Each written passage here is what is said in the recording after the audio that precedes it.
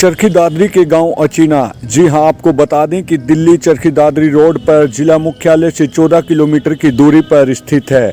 गांव अचीना लगभग 1000 वर्ष से पहले बसा गांव है, जो प्राचीनतम गांव है। इसकी गाथा को अपनी लेखनी में अचीना गांव के ही प्रोफेसर नौरंग सिंह यादव ने हरियाणा प्रांत का एक गौरवशाली गांव अचीना के नाम पर एक पुस्तक लिखी है, जिसका विमोचन आज गांव में किया गया। और इसमें मुख्य अतिथि तौर पर लेफ्टिनेंट जनरल जय भगवान यादव एवं रिटायर्ड उप पुलिस अधीक्षक जय भगवान यादव ने किया।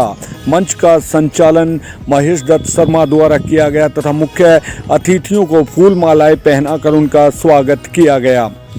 मुख्य अतिथि लेफ्टिनेंट जय भगवान ने कहा कि इस किताब में गांव अचीना का पूरा इतिहास समेटा गया है और भविष्य में भी कोशिश रहेगी कि इसका द्वितीय भाग लिखा जाए, ताकि गांव अचीना की उपलब्धियों को युवाओं एवं पूरे प्रदेश में उजागर किया जा सके।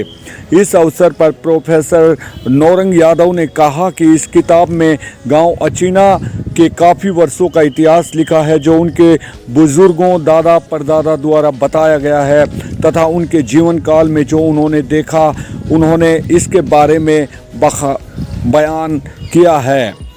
उन्होंने बताया कि दादी सती का गांव अचीना की बसासत से ही पूजनीय स्थल रहा है। इसके अतिरिक्त ठाकुर जी का प्राचीन मंदिर, बाबा राम स्वरूप का तप स्थल, हनुमान मंदिर, गुगा पीर का प्राचीन मंदिर व पुलिस चौकी के सामने शिव हनुमान का भव्य मंदिर गांव को सुशोभित करता है।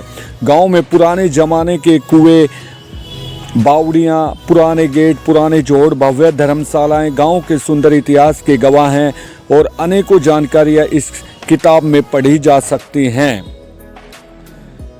आइए आपको स्वयं सुनाते हैं कि उन्होंने क्या कहा।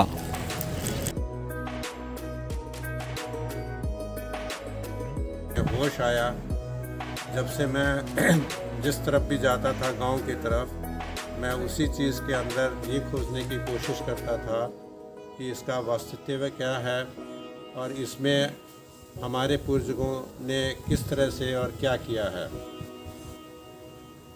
क्योंकि हमारे आर्मी के अंदर मिलिट्री हिस्ट्री का भी बहुत महत्व होता है। मिलिट्री हिस्ट्री हमें पढ़नी पड़ती है, क्योंकि जो लड़ाइयाँ हमें प्लान करनी पड़ती है, लड़नी पड़ती हैं, उनको अच्छी तरह से समझने के लिए पहली लड़ाइयों को हमें पढ़ना पड़ता है। तो उसी दौरान में मैं यहाँ पर 1965 की लड़ाई हुई थी।